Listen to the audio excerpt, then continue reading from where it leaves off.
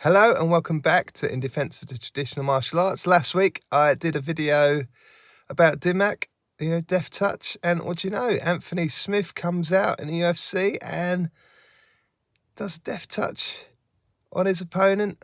One strike, top of the calf, behind the knee, and that's it, game over. Guy's leg won't work.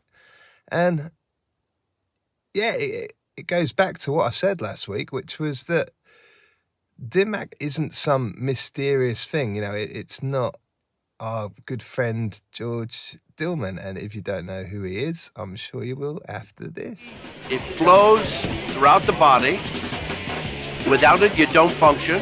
And it's a radio wave. Yeah, so once again, I'll make the point about the fact that the worst enemy to traditional martial arts are traditional martial arts teachers. And, George Dillman, he is the worst person I can think of for this. He's not the only one. And it's where you get liver spleen 5 and hit this and 5 palm strike, death touch, heart attack. And it used to make me laugh. When Dillman was a bit more of a serious martial artist, is that the right word? When he was taken more seriously, it really used to make me laugh because I had a friend who was a big sort of fan of his, and he'd tell me, this Dillman, you've got to read his book. It's brilliant. He does these knockout blows, and he attacks 2 different points, and then one attack to the side of the neck, and then it's this magical knockout. And it's like he could have struck any 2 places he wants, because what he basically does is forearm smashes the side of the neck. You don't need any setups for that. You do that and it's lights out. So you'd see him do it like these light sort of touches to people's wrists and then smack him at the side of the neck and they go unconscious. It's no secret. That's not a secret. It's no secret technique. That's a slap to the neck. That's just a knockout. That's your average normal knockout. And we as traditional martial artists need to try and stop mystifying everything. Fighting's fighting. It all kind of looks the same. We might have stylistic differences, but if it works, it's going to work.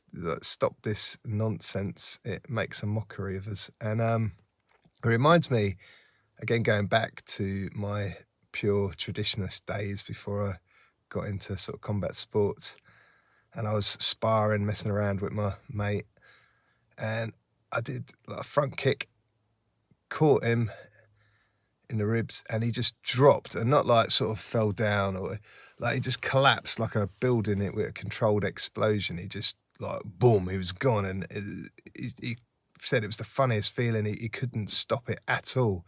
And we thought, oh my God, we found some mystical Dimak strike point. And of course it wasn't at all. It was just a liver shot. And we didn't really understand what a liver shot was at the time. But yeah, it's not mystical. It's not a secret. It's been known about forever.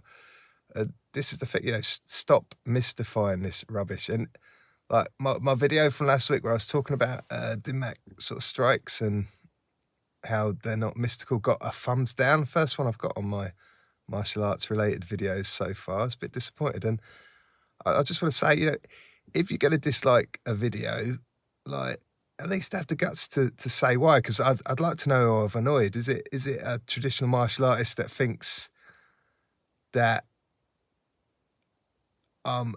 talking rubbish about traditional martial arts? Is it a modern martial artist who thinks that there is no legitimacy in traditional martial arts? I don't know. I'd like to know what that dislike was all about. So, talk again soon. Thanks for watching.